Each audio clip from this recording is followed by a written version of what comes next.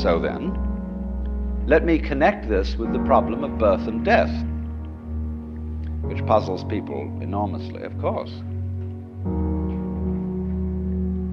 Because in order to understand what the self is, you have to remember that it doesn't need to remember anything. Just like you don't need to know how you work your thyroid gland. So then, when you die, you're not going to have to put up with everlasting non-existence, because that's not an experience. A lot of people are afraid that when they die, they're going to be locked up in a dark room forever. And sort of undergo that. It's one of the great wonders of life. What will it be like to go to sleep and never wake up?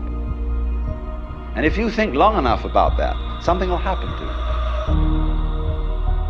You will find out, among other things, that it'll pose the next question to you. What was it like to wake up after having never gone to sleep? That was when you were born.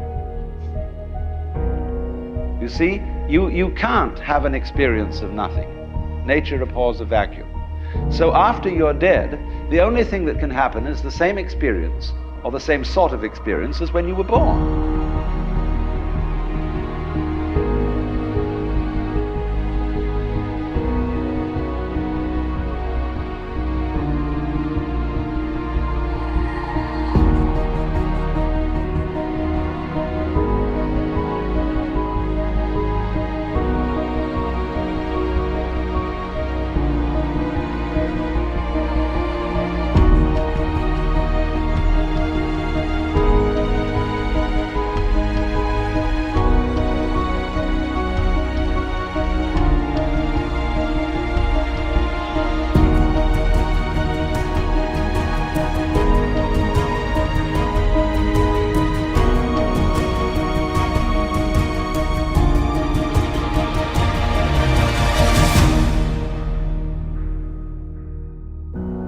In other words, we all know very well that after people die, other people are born.